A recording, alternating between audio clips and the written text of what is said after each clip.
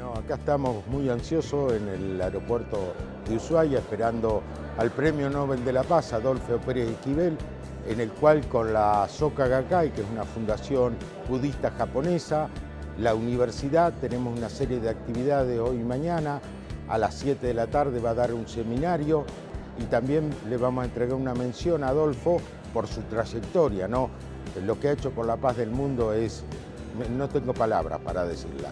Y después también vamos a presentar un libro de él, que son diálogos que tiene con el maestro Ikeda, que es de la Fundación Soka Gakkai. Y estamos muy contentos por la llegada de Adolfo, es un compañero que yo lo conozco de los años más trágicos que vivimos en nuestro país, así que estamos muy ansiosos y muy felices de poder reencontrarnos con Adolfo Pérez Esquivel nuevamente.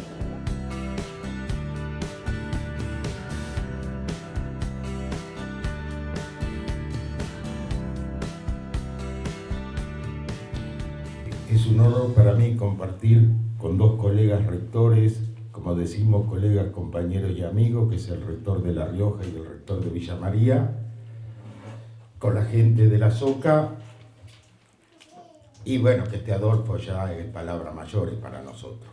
Pero también quiero destacar la presencia, y muchas gracias por la compañía, de Yuyo. Yuyo es el padre de Micaela. Nosotros acompañamos muy fuertemente. Esta universidad desde el principio los ha acompañado y los va a seguir acompañando, así que las puertas están abiertas para lo que necesite. A todos, gracias por venir. Y bueno, hablar de Adolfo son palabras mayores, así que yo no voy a decir nada más. Gracias, Adolfo, por acompañarnos una vez más. Agradecerles a cada uno por la presencia el día de hoy. Seguramente deben tener diversas ocupaciones, pero bueno, se hicieron el espacio para poder participar de este encuentro. Así que en nombre del Centro Internacional de Ikeda de Estudios para la Paz, les queremos agradecer profundamente a todos, también a nuestros compañeros de la Soka que se acercaron el día de hoy. Y bueno, a mí me toca dar una introducción un poco de cuál es el espíritu y los principios rectores del CIDIEP y dar pie a nuestros oradores, ¿no? Y bueno, el Centro Internacional de Ikeda de Estudios para la Paz, ¿sí?, es una institución independiente, apartidaria y sin fines de lucro que se dedica a contribuir al establecimiento de la paz a través de la promoción de la cultura y la educación humanística. Tiene 5 áreas o ejes temáticos, ¿sí? Uno es la cultura y a través de eso promueve la realización de actividades artísticas, ¿sí?, exposiciones itinerantes, justamente con el objetivo de sembrar la conciencia en la ciudadanía acerca de la cuestión ambiental, por ejemplo, ¿no? El CIDIEP fue fundado en agosto del año 2012 y en esa oportunidad el maestro Ikeda envió un mensaje, ¿sí?, para la Argentina, y quería compartir un fragmento de ese mensaje que dice así: la paz es un derecho fundamental de los seres humanos. La paz es la prueba contundente de la victoria más sublime de la humanidad y del mundo. Tanto en el caso de la política como en la economía y la tecnología científica, todas las actividades de la sociedad deben tener como fin la felicidad de los seres humanos, la seguridad de cada persona y la paz del mundo. Este es el momento de volver una vez más a este punto primordial. Y justamente en el mensaje plantea y anhela que se concentren la fuerza de los jóvenes y la fuerza del pueblo, justamente para generar ese cambio. Y basados en esos ejes, justamente nos basamos en 5 aspectos del CIDIEP, que es ser la vanguardia académica en el estudio y difusión del pensamiento humanista, ser una fuente de inspiración para el desarrollo de jóvenes comprometidos con la paz, ser un centro de formación pedagógica en la educación creadora de valor, promover el cuidado de la naturaleza como un bien público y universal, y trabajar desde el ámbito académico para el bienestar del pueblo argentino, la comunidad latinoamericana y el mundo entero, ¿no? Y bueno, hemos hecho distintas actividades. Nuestro acto fundacional fue en la Universidad de Buenos Aires, pero ese mismo año llevamos a cabo un seminario sobre medio ambiente en la Universidad de Córdoba, después en 2013 sobre la educación creadora de valor, ¿sí?, en la Facultad Latinoamericana de Ciencias Sociales, también en la Universidad de Rosario. En noviembre de 2013 llevamos a cabo un seminario sobre los desafíos ambientales en este siglo de la paz, que es en la Universidad de Tucumán.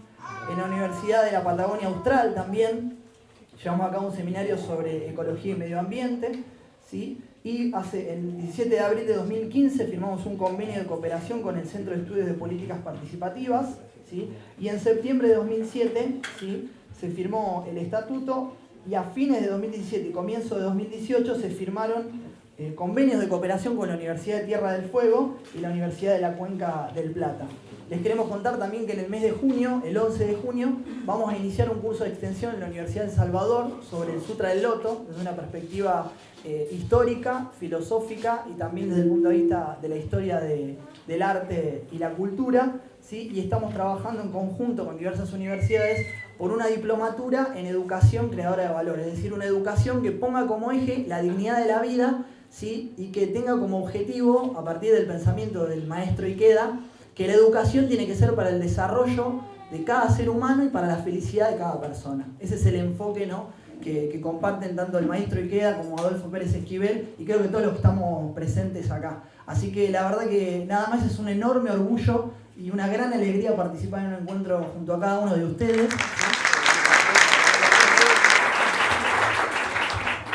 Bien.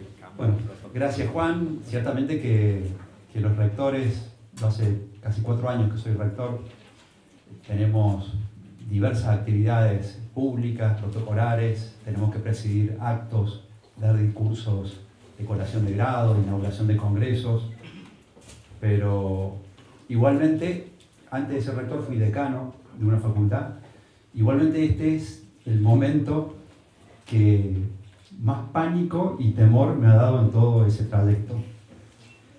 Sinceramente, tener a mi izquierda a Adolfo, con todo lo que él significa, su historia de vida, sus acciones, sus logros, es un momento especial y seguramente lo sería para cualquiera de ustedes que pudiera estar aquí sentado y hacer uso de las palabras. Voy a tratar de ser breve porque no vinieron a escucharme a mí. Mi nombre es Luis Negretti, soy, como dije, rector de la Universidad Nacional de Villa María y director del CIDIEP, que es el Centro Internacional Daisaku Ikeda de Estudios para la Paz. No soy miembro de la Soka Gakkai y por lo que veo me dijeron que había 30 y pico de miembros aquí en Ushuaia. Por los números hay mucha gente que no es miembro de la Soka, entonces nos parecía que correspondía hacer una especie de semblanza, un acercamiento al pensamiento de Daisaku Ikeda. Y lo voy a hacer desde ese lugar, desde mi no pertenencia a la Soka y también desde la realidad de que no soy un exégeta del pensamiento de Daisaku Ikeda. Tampoco soy un pedagogo ni un filósofo, soy un mísero abogado y rector de una universidad, pero voy a tratar de hacer lo posible como director del CIDIEP, es la tarea que hoy me corresponde. Y voy a tratar de esquematizar la exposición, que como dije recién va a ser breve, en 3 ítems. En primer lugar, cuáles son las grandes preocupaciones de Sensei Ikeda, del maestro Ikeda. En segundo lugar, cuál es el método, las herramientas que utiliza para hacer frente a esas preocupaciones. Y en tercer lugar, cuáles o quiénes son los destinatarios de sus esfuerzos, de su pensamiento, de su trabajo, de su producción y de su tarea. Respecto a las preocupaciones, o como diríamos en las universidades, el objeto de estudio del desarrollo y la tarea de Sensei es múltiple y variada. Por una parte, es una preocupación muy amplia, porque Ikeda se preocupa por los problemas de la humanidad, porque evidentemente que Ikeda es un profundo humanista, y como humanista se va a preocupar por la humanidad como conjunto, como colectivo. Una de sus tareas prioritarias es fundamentalmente el fomento y el trabajo por la paz duradera, por la paz de los pueblos. También lo interpelan las distintas crisis globales, interculturales, interreligiosas, las crisis étnicas, los conflictos. Lo interpela también la preocupación por el medio ambiente. Pero fíjense ustedes, así como se preocupa por lo global y parte de su producción está destinada a resolver o a realizar aportes en pos de la solución de los grandes problemas del mundo, también Ikeda se preocupa esencialmente por el problema del ser, por el ser humano, por el hombre, por la mujer, por su espiritualidad, por su sentido más profundo. ¿Por qué? Porque Ikeda entiende que no hay transformación posible de la comunidad cercana, del pueblo, de la ciudad, de la provincia, de la nación, del mundo, sin una transformación individual. No podemos hacer la revolución si primero no nos revolucionamos a nosotros mismos. Por otra parte, decíamos que Ikeda utilizaba una serie de métodos o herramientas para hacer frente a esas preocupaciones. Él, en sus escritos, utiliza un lenguaje muy claro, muy preciso, pero a su vez tiene una prosa muy poética. Ikeda es un autor muy fácil de leer. Usa múltiples herramientas. Yo voy a citar 3, que a mi criterio son las más significativas. La primera y más importante es la herramienta del diálogo. Ikeda entiende que para que haya un diálogo tiene que haber al menos 2 personas, y esas 2 personas tienen que estar predispuestas a dialogar y tienen que ser libres de expresarse. Pero a su vez, y esto lo agrego yo, Ikeda entiende sobradamente que el aspecto más importante del diálogo no está en lo que uno pueda decir. Hoy tenemos en el centro de la escena el diálogo. Elegimos a tal o cual persona como candidata porque es una persona capaz de dialogar. Pero la realidad es que cuando vemos que las personas muchas veces están dialogando supuestamente o simulan un diálogo, muchas veces se trata de un monólogo. La verdadera contribución a la paz es aquel diálogo donde se pone énfasis en la capacidad de escucha. El diálogo va y viene. Yo digo y escucho. Sensei Ikeda pone especial énfasis en la capacidad de escucha. ¿Y por qué digo esto? Porque cuando uno lo lee a Sensei, cuando lee su producción, su trabajo, cuando uno lee sus textos, que algunos de ellos son diálogos con grandes personalidades, entre ellos el diálogo con Adolfo Pérez Esquivel, se da cuenta de su profunda preocupación por el otro, por la persona, por su pueblo, por sus tradiciones, por su cultura, por sus seres queridos y cercanos. Es una muestra cabal de la persona y de la importancia que le da Ikeda a este aspecto del diálogo, que es el aspecto de la escucha. Porque es importante saber desde qué lugar el otro nos dice lo que nos dice, en qué contexto lo hace, quiénes lo precedieron. Por otro lado, el diálogo no lo encuentra Ikeda. Ikeda sale en busca del diálogo, lo va a buscar y dialoga con celebridades como Adolfo, como otras personalidades, dirigentes, presidentes, personalidades de la paz, de la cultura, del arte, de la ciencia, pero también dialoga con anónimos, porque él entiende su pensamiento que los anónimos son tan o más importantes que las celebridades. Será por eso que permanentemente hace referencia a la necesidad de que todos caminemos junto o a la par del pueblo. También dialoga con personas de otras culturas, precisamente. Ikeda es una persona que realiza un aporte indispensable a la interculturalidad y dialoga con personas de otras épocas y de otras creencias. También es una persona profundamente ecuménica. El segundo método que utiliza Ikeda para hacer frente a sus preocupaciones tiene que ver con el ejemplo. La famosa frase, hay que predicar con el ejemplo. Entonces lo que hace en muchos de sus textos es resaltar historia de vida, anécdotas, aquellas anécdotas que enseñan, porque también Ikeda, además de ser un filósofo, un pedagogo, un educador, es un indispensable pedagogo. Y en esas historias también, al igual que en el diálogo, cuenta aquella que tiene que ver con personalidades reconocidas y también con anónimos. Por eso en el libro que va a presentar Adolfo mañana hay varios apartados donde no solo Sensei se preocupa por su interlocutor y por su vida, sino que también hace referencia a aquellos personajes que permanecen anónimos para la mayoría. Por ejemplo, su madre o la abuela Eugenia de Adolfo como personalidades centrales. En el caso de Adolfo lo cita como una persona que marcó su vida y su pensamiento. Esas historias que él cuenta, esos ejemplos de los que da cuenta Ikeda a lo largo de su producción, son ejemplos y son historias que marcan, que interpelan. Y son historias que en muchos casos a estas personas que le acontecieron, que le acaecieron estos hechos, que en algunas oportunidades han sido hechos trágicos, a esas personas les interpelan, la vida los interpeló. la vida los enojó, la vida les produjo ira en algunos casos. Y la ira, vos Adolfo que sos católico, es uno de los pecados capitales, pero Ikeda entiende que puede haber un costado negativo de la ira y un costado positivo. La ira puede ser utilizada para bien. La ira, bueno, hoy está Yuyo, hoy está la mamá de Micaela, y ellos seguramente han sentido el más profundo despojo que pueda sufrir un ser humano.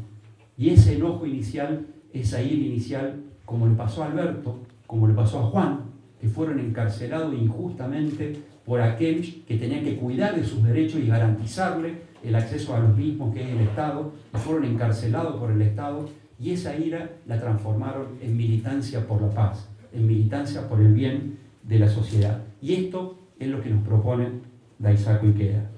También la misericordia que, por ejemplo, llevó adelante Adolfo cuando, en la ocasión de que se entrevista con Silingo, que ustedes saben de qué se trata, un personaje siniestro, pero que estaba arrepentido de lo que había hecho, y Adolfo no solo que lo escucha, sino que habla en España, en el juicio que le llevaron adelante y por el cual lo condenaron por los aberrantes hechos, y habla de alguna manera en su favor, dando testimonio de ese arrepentimiento.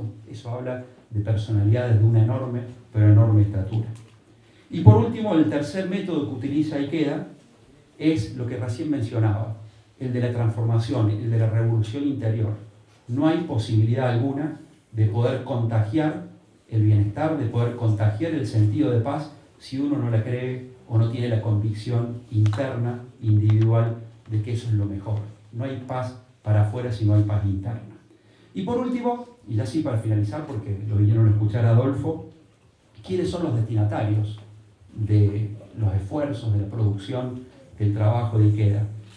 En primer lugar, y esto ya no en un orden de prelación, dejo para el final quienes creo, a mi criterio, que son aquellos que considere Ikeda los más importantes. En primer lugar, a los líderes, a los tomadores de decisión, porque él cree en la paz, quiere la paz y sabe que allí hay un núcleo importantísimo a la hora de tomar decisiones, y por eso le habla a ellos y les hace propuestas de paz a los presidentes, a los ministros, a las organizaciones supranacionales. Como le preocupa la pobreza, le habla a los vulnerables, a los desposeídos. Como le preocupa profundamente el espíritu de cada una de las personas, le habla y produce para los desesperados, para los desesperanzados. Como le preocupa la igualdad, le habla a las mujeres. Y a mi criterio, su principal preocupación tiene que ver con el futuro. Dijimos recién con la paz, con el desarrollo sustentable, pero con la paz hacia el futuro. Por eso, su principal destinatario, a mi criterio, son los jóvenes. En ese sentido, yo quiero decir con mucho orgullo que Ikeda fue designado profesor honorario de la Universidad Nacional de Villa María hace algunos años. Y cuando él acepta esta distinción, que en realidad nos distinguía a nosotros, el hecho de que él haya aceptado, pronuncia un discurso que entre los miembros de la SOCA se convirtió en una especie de discurso muy recordado, porque en ese pronunciamiento él les pide a los jóvenes de Argentina que realicen 3 promesas o juramentos. El primero de ellos tiene que ver con el valor de servir al pueblo. Los jóvenes tienen que estar y caminar junto al pueblo, y particularmente los universitarios, que recibimos tanto de nuestra comunidad, nuestro sistema universitario público, gratuito, pero es gratuito pero no es gratis, lo sostiene el pueblo de la nación argentina, y los jóvenes tienen que estar a la par del pueblo. En segundo lugar, referido a la dignidad de la vida, como premisa absoluta e irreductible. Y en tercer lugar, el tercer juramento o promesa, el compromiso inquebrantable de avanzar hacia la victoria en el sentido que le da el pensamiento Soka, en el sentido de la educación por los valores. Yo quiero terminar agradeciendo, para mí esto es un momento muy especial, poder estar compartiendo con Adolfo, con Juan, con Fabián, con Ariel, pero con todos y cada uno de ustedes.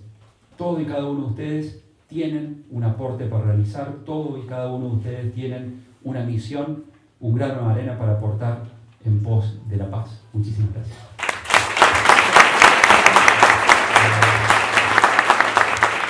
Quiero recordarles que mañana a las 18 empezamos presentando, nos va a acompañar Adolfo, el libro Identidad, Educar para la Memoria, que lo ha hecho nuestra editorial. Después vamos a tener un reconocimiento a Adolfo y después Adolfo va a presentar su libro, que son los diálogos con el maestro Esqueda, ¿no? Así que lo esperamos a todos mañana a las 18. Ahora habla Adolfo, que es la frutilla del postre, ¿no? Buenas noches a todos y todas. ¿Cómo están ustedes? Más o menos, Quiero agradecerles esta posibilidad de estar con ustedes. Hace tiempo que quería volver aquí a Tierra del Fuego, a encontrarme también aquí con el amigo Juan, que fue un compañero de la colonia de vacaciones.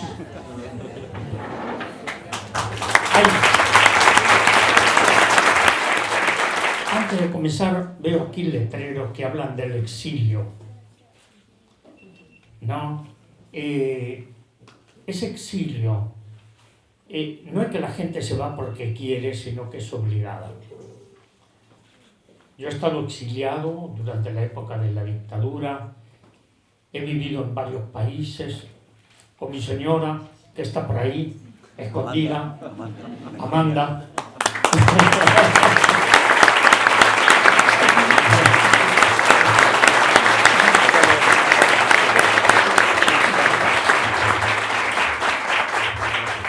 Hemos pasado muchísimas cosas, pero ¿saben? Nunca perdimos la sonrisa de la vida. El día que dejamos de sonreír a la vida porque nos vencieron. Y eso nunca. Creo que esto es importante. Tenemos muchísimas dificultades. Yo acabo de llegar antes de ayer de Roma, de estar ahí con el compañero Francisco, ¿no? De tomarnos unos mates.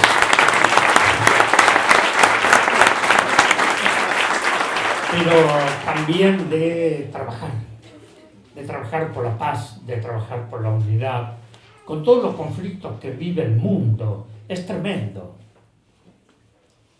Y muchas veces pienso que toda esta violencia que nos afecta, que sacude a nuestro pueblo, cuidado, la violencia tiene muchos rostros. El hambre, la pobreza, la exclusión social, la falta de educación, de salud, la falta del derecho de los pueblos. Viajo por todo el mundo y muchas veces los viajes no son amables, son zonas de guerra, de conflictos. Pero tenemos que ir a esos lugares para llevar la esperanza, la fuerza, la posibilidad de cambio, no el derrotismo. Y el exilio también nos enseña muchas cosas. Hay también exilios interiores. No es solo el exilio de aquel que tiene, por distintas razones, salir del país. Hay exilio dentro de nuestros mismos pueblos, que son los excluidos. Es el exilio que lo vemos todos los días. Y por eso tenemos que comenzar a repensar. Es decir, estamos metidos en un laberinto que nos falta hasta el hilo de Ariadna para ver cuál es la salida. Y estamos dando vueltas en el laberinto sin encontrar salida. Y encontramos dolor, encontramos las incertidumbres y tenemos que salir del laberinto. Los pueblos que estamos afectados tenemos que trabajar para salir del laberinto. Pero ¿cómo salimos del laberinto? ¿Cómo salimos de la violencia, de la miseria, de la inseguridad? Un escritor argentino que muchos de ustedes recordarán, Leopoldo Marechal, dice que del laberinto se sale por arriba. Porque si nos quedamos en los recovecos del laberinto, no vamos a poder salir, no vamos a quedar en la oscuridad. Si sale por arriba, ¿qué vemos? Vemos el cielo, vemos las estrellas, vemos el sol, vemos la luna. Y por ahí, si tenemos un poco más de imaginación, vamos a ver pasar un avioncito de papel con un piloto que salió de Francia a la Patagonia. ¿Saben quién es? Y que va con su hijo, el Principito. Y que llega a un planeta y se encuentra con una hermosa rosa, una rosa hermosísima, muy orgullosa, muy vanidosa de sí misma, porque dice que ella es la única rosa que existe y es la más hermosa de todas, porque no existe otra. Y el Principito le dice: mira, eres muy hermosa, pero hay muchas otras rosas. Y no le creo. Entonces después el Principito va a otro planeta. Y en el otro planeta, ¿a quién encuentra? A un banquero que está trabajando, está sumando, restando cuántas son las acciones, el Fondo Monetario Internacional, el Banco, la deuda externa, ¿no? La especulación financiera y el hambre de los pueblos. Y creo que nosotros estamos ahí, como el Principito, ¿no? Estamos en el planeta de la especulación financiera. Que esto genera más pobreza, más marginalidad. Pero también tenemos la esperanza de salir por arriba y de ir a otros planetas, pero arreglar este planeta Tierra, que es la casa común de cada uno de nosotros. Esta es la casa común. Lo otro es la poesía o la ciencia ficción. Y nosotros tenemos que cambiar y tenemos que trabajar para que la casa común sea de todos y todas, no de algunos. Que no haya niños que se mueren de hambre, que no haya desocupados, que todos tengamos derecho a la salud, a la educación, a generar una conciencia crítica de la vida de los pueblos. Y recuerdo a un gran poeta francés, Rolf Géraud. Rolf Géraud trabajó mucho en los leprosarios, era un hombre con una gran espiritualidad, y Rolf Géraud dice: nadie puede ser feliz a solas.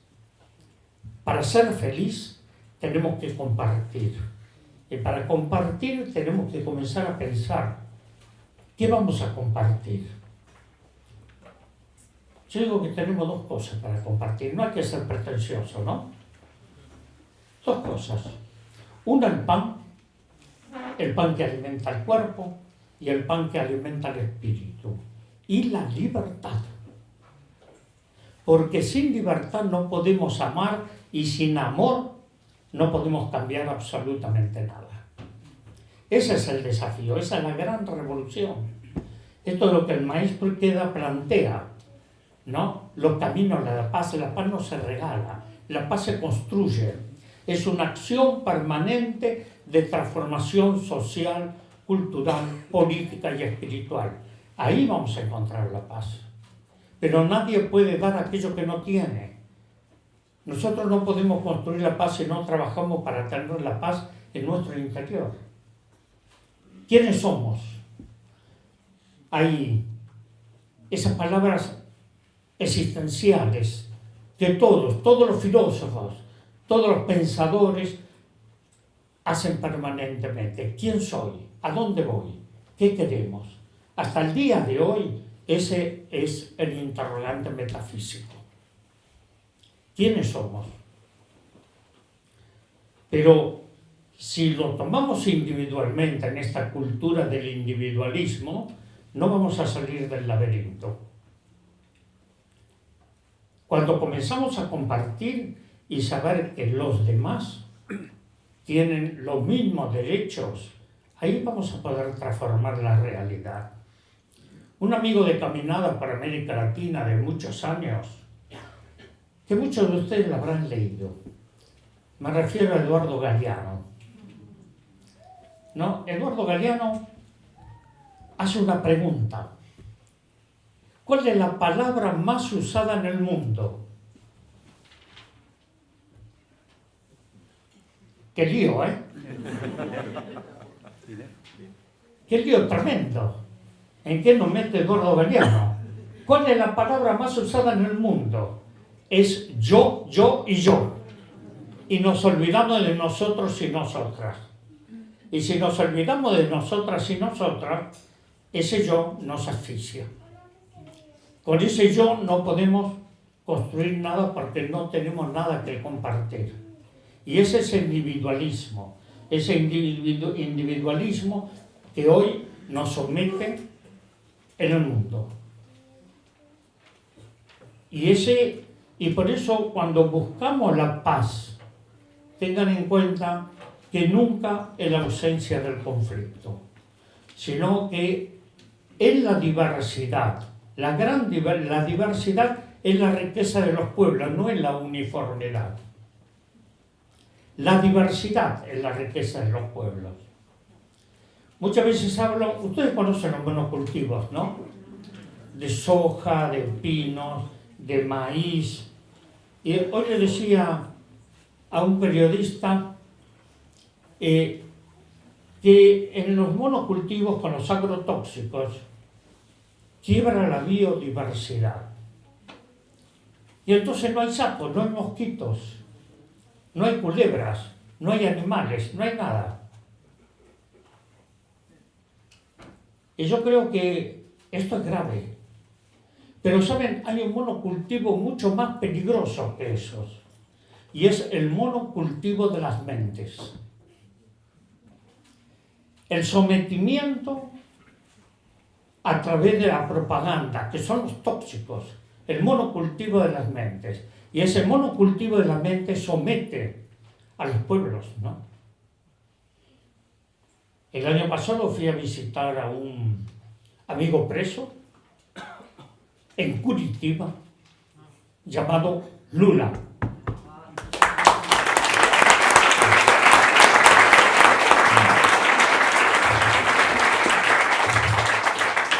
Un hermano, un compañero de caminada de muchos años, ¿no? De muchos años. Mi nieto en un momento sacó una foto de esa época y teníamos pelo negro. Ahora estoy desteñido, ¿no?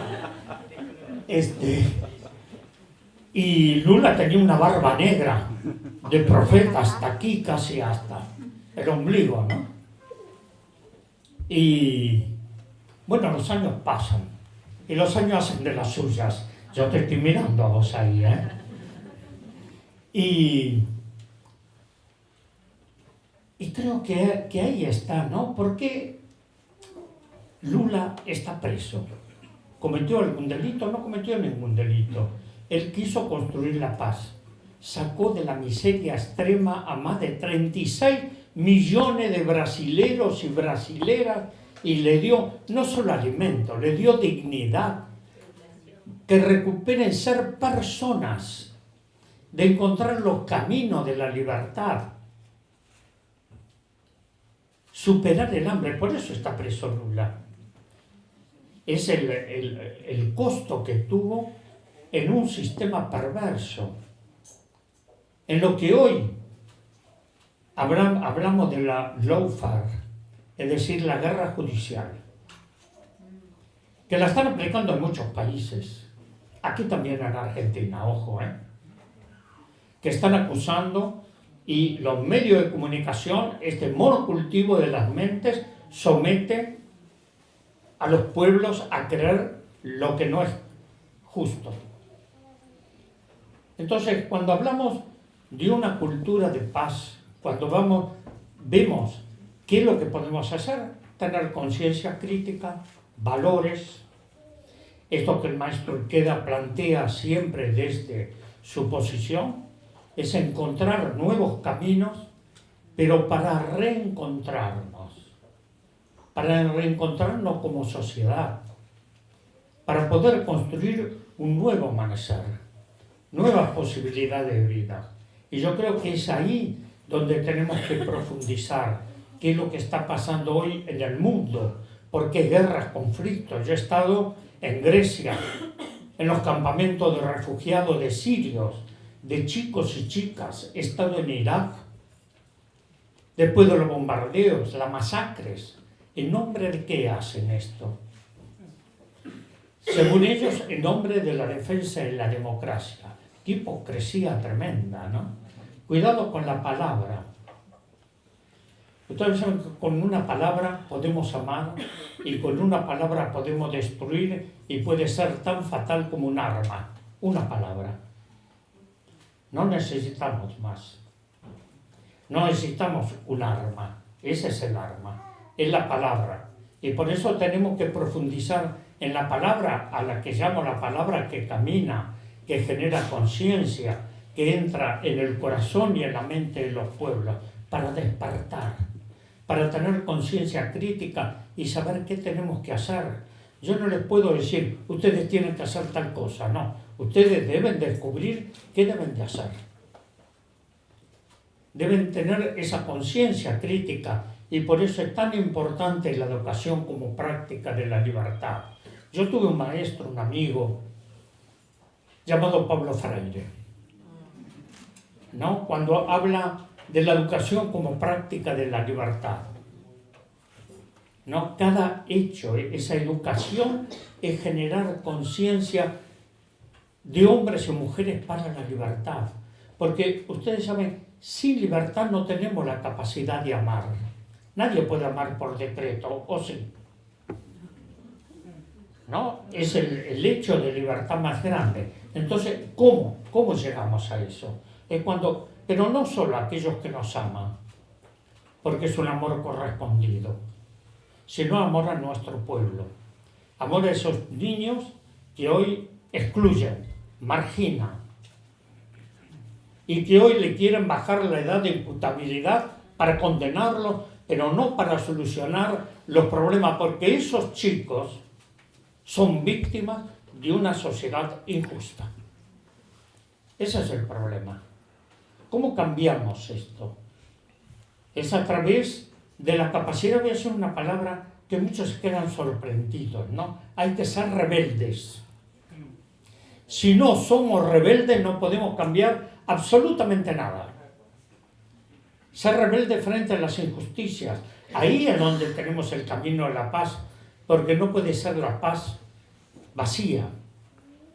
La paz de los cementerios. En los cementerios no hay paz. No, hay gente que ya pasó por la vida. Están aquellos que nos queda la memoria, nos queda el recuerdo. Pero tenemos que tener memoria, los pueblos tenemos que tener memoria. Y cuidado, la memoria no es para quedarnos en el pasado.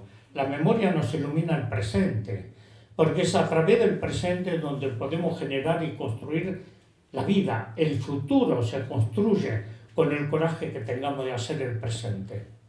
Los campesinos saben perfectamente que si plantan una semilla de maíz, van a recoger maíz. Pero no van a sacar papas de la semilla de maíz.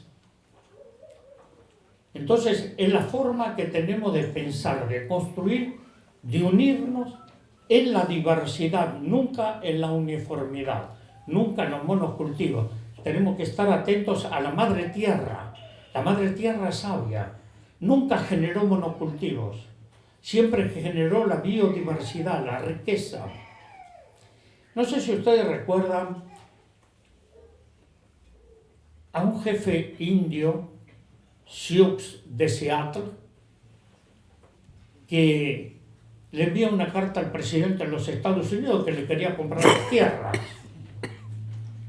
Y le dice, bueno, te doy tanto, ¿no? Capitalista, presidente de los Estados Unidos. Y el jefe indio le dice, gran jefe blanco, ¿Cómo te voy a vender los bosques que son mis hermanos? ¿Cómo te voy a vender los ríos? Si esos ríos, soy parte del río, no soy el dueño del río. ¿Cómo te voy a vender el vuelo del águila que nos lleva hacia la libertad? Nosotros tenemos conciencia de esto. Tenemos que despertar porque estamos sometidos a una violencia cultural. Estamos sometidos a una violencia social. Y para eso necesitamos de la rebeldía social, cultural, política y espiritual. Es la única forma de cambiar esto. Hace poco, en un congreso de filosofía, hablé sobre un jesuita Tailhard de Chardin, un hombre paleontólogo, científico, que investiga y descubre en el hombre de Pekín, en la China. Después más lo echa, pero también la Iglesia Católica lo condena a un jesuita. ¿Por qué? Porque estaba en la teoría de la evolución. Hablaba de la teoría de la evolución de Darwin. Entonces, esto para la Iglesia Católica en ese momento era más que pecado, era una blasfemia terrible hablar de la evolución. Y él plantea tres grandes ejes que es interesante profundizar. Una, la biogénesis, la antropogénesis y la cosmogénesis. Nosotros como seres humanos todavía no estamos completos, estamos en un proceso de evolución. Y en sus teorías, en sus investigaciones científicas, habla de que es un proceso de evolución y de trascendencia, es como una espiral, y desde el punto de vista científico habla del alfa y el omega. Es esta construcción, porque lo que está haciendo mucha gente con Maestro Ikeda, como hacemos nosotros, en el trabajo de la toma de conciencia, es evolucionar el ser humano. Nosotros estamos en un proceso de evolución. No es que ya somos y aquí terminó la evolución del ser humano, no. Habla de la biogénesis, de la antropogénesis, el ser humano en este proceso evolutivo, y de la cosmogénesis. Somos parte de un todo, tenemos que tener un pensamiento holístico para comenzar a comprender hacia dónde vamos. Porque si no, nunca vamos a terminar de comprender el eje de esos tres: qué somos, qué queremos y hacia dónde vamos. El problema existencial. No nos quedemos en la situación del mito de Sísifo, que ser héroes inútiles. La inutilidad del ser. No, tenemos que ser esta revolución humana que plantea Ikeda, la revolución de las conciencias, la evolución del ser humano hacia la trascendencia, hacia la espiritualidad del ser. Esos son los cambios. Pero cuando hablamos de la paz, de una cultura de paz, eso debe estar en los programas de las escuelas. Hoy le decía a un periodista que a nosotros en la escuela, en historia, se nos enseña siempre los héroes guerreros. Y creo que tenemos que cambiar esto. Se nos enseña la victoria, la historia la muestra a través de las revoluciones y a través de la violencia, de las guerras. Miren, yo he estado en Hiroshima, hablé con las ibakusas, que son las sobrevivientes de Hiroshima, nos pasamos 3 días y el horror continúa hasta el día de hoy. Sin embargo, estas mujeres asumieron su vida, en ese tiempo eran niñas. Hoy son personas ancianas, más o menos como yo. Pero son personas ancianas pero con una fuerza, un mensaje para que eso no vuelva nunca más. Nosotros aquí en nuestras luchas por la libertad, por el derecho, luchamos también para que no vuelva nunca más el horror que pasamos. Soy un sobreviviente de una dictadura. Pero que esto no ocurra en ninguna parte del mundo, no solo aquí. Y para eso necesitamos valores, conciencia, construcción colectiva. Eso es lo que intentamos. El maestro Ikeda está allá en Japón, nos hemos encontrado varias veces, hemos trabajado en este libro, creo que 4 años, en la fuerza de la esperanza, y en este caminar fuimos descubriendo conjuntamente la afinidad que tenemos, ¿no? Porque a pesar de la diferente cultura, de la forma del pensamiento, hay algo que nos acerca, que nos identifica, que nos une, y es la paz, es la lucha por la paz, es el ser humano. ¿Cómo nos miramos? Esto que decía aquí el compañero, la necesidad del diálogo, esa necesidad de dialogar, saber escuchar. Una cosa es ver y otra mirar, una cosa es oír y otra escuchar. Son cosas distintas. Vemos muchas cosas, pero no las miramos. Las miramos cuando nos identificamos. Nos miramos directamente, ¿no? Miramos a los ojos. Escuchamos, oímos muchas cosas, mucho ruido, muchas cosas, pero no escuchamos. Para dialogar necesitamos cambiar, tener otro registro, otro pensamiento, otra forma, otra mirada. Hay muchísimos conflictos en el mundo, pero como decimos en el Foro Social Mundial, otro mundo es posible. Como decimos, podemos cambiar si nosotros cambiamos. Podemos construir si nosotros decidimos construir. Si nos ponemos de pie, si somos rebeldes frente a las injusticias, si no somos cómplices, porque si nos callamos, somos cómplices. Entonces tenemos que tener esa rebelión interior, esa revolución interior, para cambiar lo que hoy tenemos en la vida. Y este país maravilloso, que es nuestra tierra, donde tenemos identidad, una cultura, pensamientos, tenemos que saber mirarnos para reencontrarnos en la solidaridad. Saber que el problema de los demás es nuestro problema. No podemos hablar de la paz cuando hay injusticias.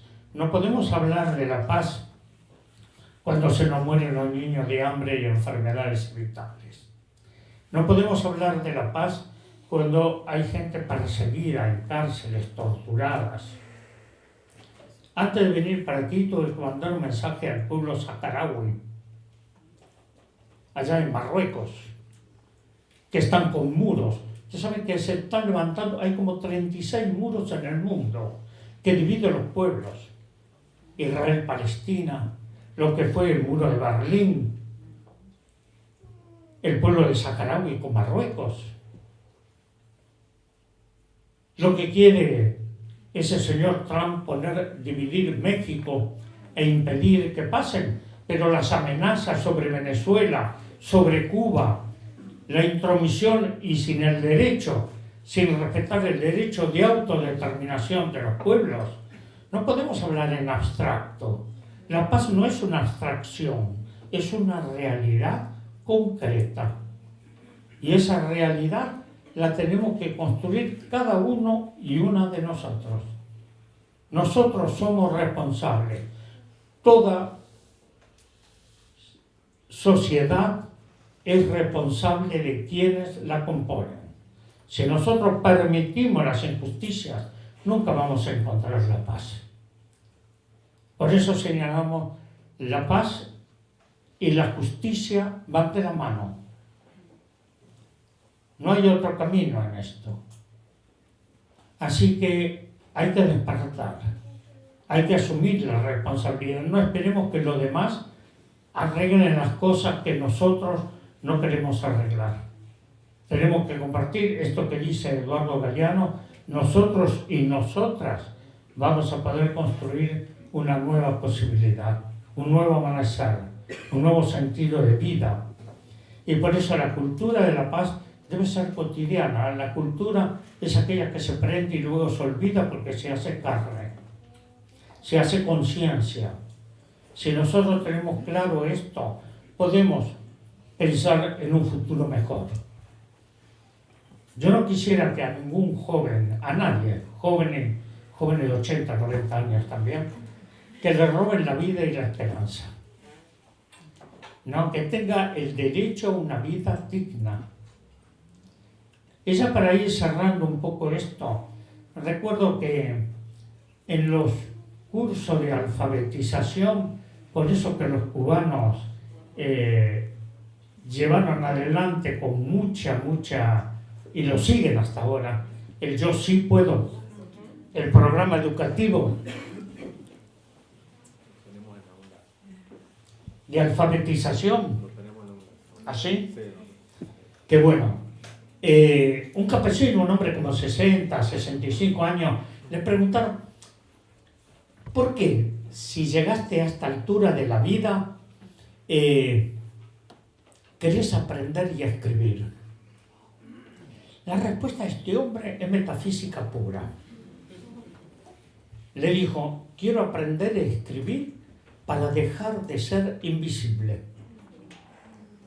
Miren ustedes, ¿no? Para dejar de ser invisible. Extraordinario. Creo que muchas veces uno se encuentra en situaciones así y uno queda sorprendido. Son los regalos de la vida. Y un chico, una vez un chico de 14 años, recuerdo que llevamos a varios chicos a una reunión de los premios Nobel en Denver, en Estados Unidos, y me dice, profe, tengo que hablar con usted. Sí. Bueno, ¿que algún problema? Profe, estoy enamorado. ¡Wow! Está bien, ¿verdad? Está bien. No me quiero ir. ¿Cómo no te querés ir? Tenemos que regresar a la Argentina. Además, escuchame una cosa. Ella habla inglés y vos hablas rego, castellano. Y le pregunto, decime una cosa. ¿Cómo se entienden ustedes? Y el pibe me apoyó el brazo en el hombro. Profe, el amor habla todos los idiomas.